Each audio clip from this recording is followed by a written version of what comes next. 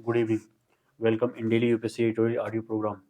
How to be a pal Times of India with free power, great devolution, the Economic Times. Now the full editorial. How to be a pal, the Times of India.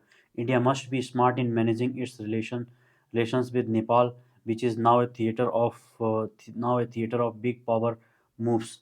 Nepal PM Prachanda's visit to India is much more consequential than most bilateral are.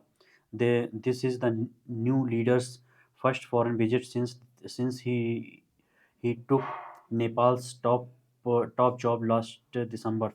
Recall that Prachand had made Beijing his first port of call after becoming PM for the first time in 2008. Between then and now, the India-China-Nepal equation has changed radically, with New Delhi Beijing ties hitting a low after the 2020 Galwan clashes and Chinese incursion. Kathmandu now finds itself caught between its two giant neighbors, further complicating matters in the fact that Nepal is emerging as a strategic background between the US and China, as exemplified by Kathmandu politics over the $15 million US grant under the Millennium Challenge Corporation Nepal Compact. Nepal is also a signatory to China's BRI, and Beijing has been pushing for faster implementation of projects under that initiative. Plus, the Ukraine war has made Kathmandu actually aware of the dangers of becoming a bone of contention between big powers. It's against his it is against this backdrop that India-Nepal relations today need to be seen, given its geographical position. Kathmandu will naturally try to maintain close relations with both New Delhi and Beijing. New Delhi, therefore, needs to be smarter and not try to micromanage ties. The latter approach can backfire spectacularly as it did during the 2015 blockade that had reversed all the goodwill generated by PM Modi's first visit to Nepal in 2014. Similarly, the unresolved bilateral bilateral border issues need to be addressed through sober deliberations and not be aggravated through a war of maps. On the economic front, India must expedite all pending projects in Nepal and stick to a needs based development model. Prachanda's visit has been the two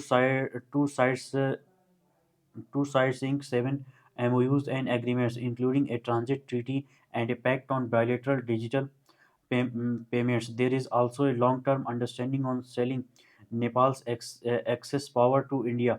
All of these are welcome initiatives, but the overall relationship needs to be maintained through mutual respect. Given China's growing assertive presence in the neighborhood, India can ill afford to take ties with Nepal for granted. With free power, great debilitation. The Economic Times. Rajasthan is the largest. Rajasthan is the latest in the long list of states offering free electricity to people.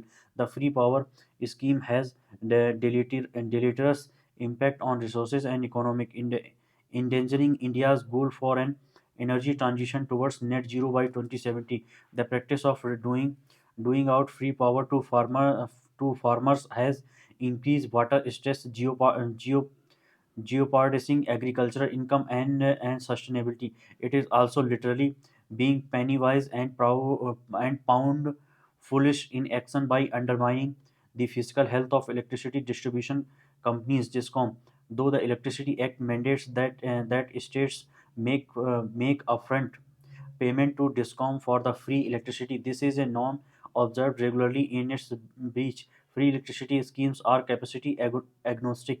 All, all households, irrespective of their ability to pay, are beneficiaries. Studies show that the amount of free electricity offered is often in excess of median electricity consumptions. It distorts demand and efficient use and creates a barrier to key reforms such as eliminating cross subsidy of domestic and agriculture consumers by commercial and industrial users. Thereby, electrification of the economy is actually inhibited. It reinforces perverse incentives to coal-based electricity production, disincentivizing greening of electricity sources. Electrification of the economy will require providing support to households that need it. The central government should, as recommended by the Girish Pradhan expert group on the national electricity policy, fix concessional tariffs not below 50% of the DISCOM's average cost of supply for consumers with monthly consumptions below 50 kilowatt and connected load up to 1 kilowatt. Instead of subsidizing the DISCOM, the subsidy should be paid as direct benefit transfer to eligible consumers. Thank you.